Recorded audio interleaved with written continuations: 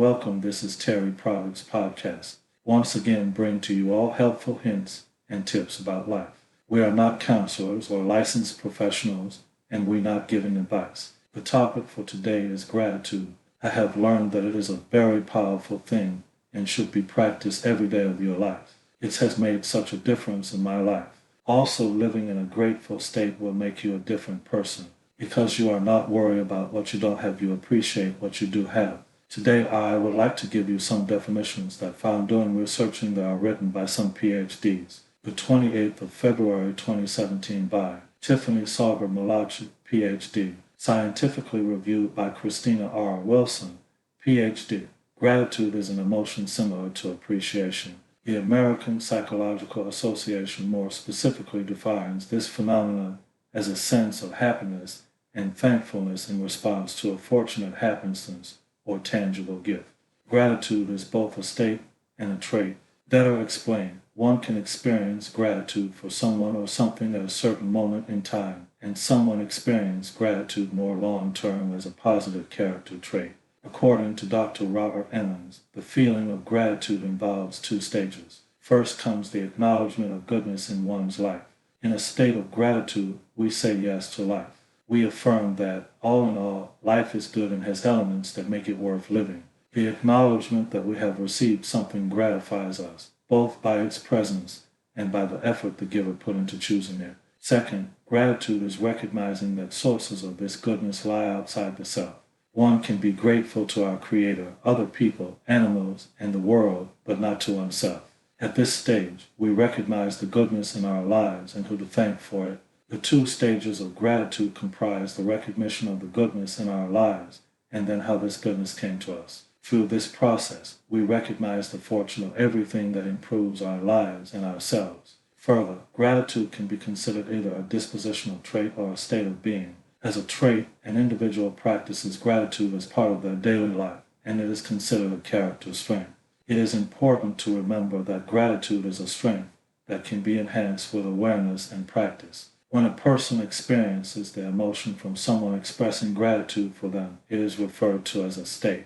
I would like to share with you all some more research that I have found that might be helpful to you. I cannot take credit for any of this. It is what I have found, and it has helped me. How to make gratitude a daily practice. We could all stand to work on our gratitude skills. Below are some practical ways to do exactly that, but we invite you to brainstorm some strategies of your own. One tried and true method for active gratitude is to keep a journal, writing in it each day to list some things you are thankful for. This works well for many people, but we will also suggest a twist on this classic approach. Try keeping a gratitude calendar. Instead, write down one thing you are thankful for every day, and when the new year starts, go back to the beginning of your calendar and add new entries for each day. Over time, you will create a layered timeline of your daily gratitude practice. Use important days, anniversaries, birthdays, etc. as key opportunities to meditate on the things you are thankful for. Take some time on these milestones to reflect on the previous year and perhaps write a list of things you are thankful for.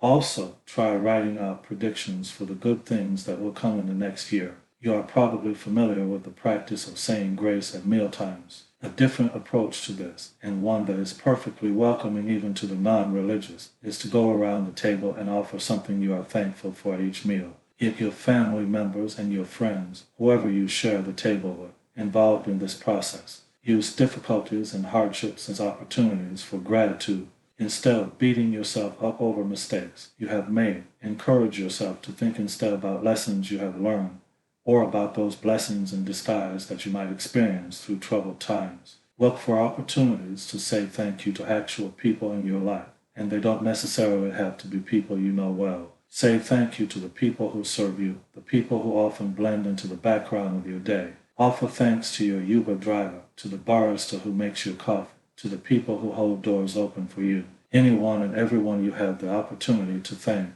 do. Another option is to thank the people who have been influential in your past, former teachers, coaches, bosses, mentors, co-workers, or friends. Reconnect with them by writing them a letter and simply expressing the gratitude you have for them and for their influence in your life.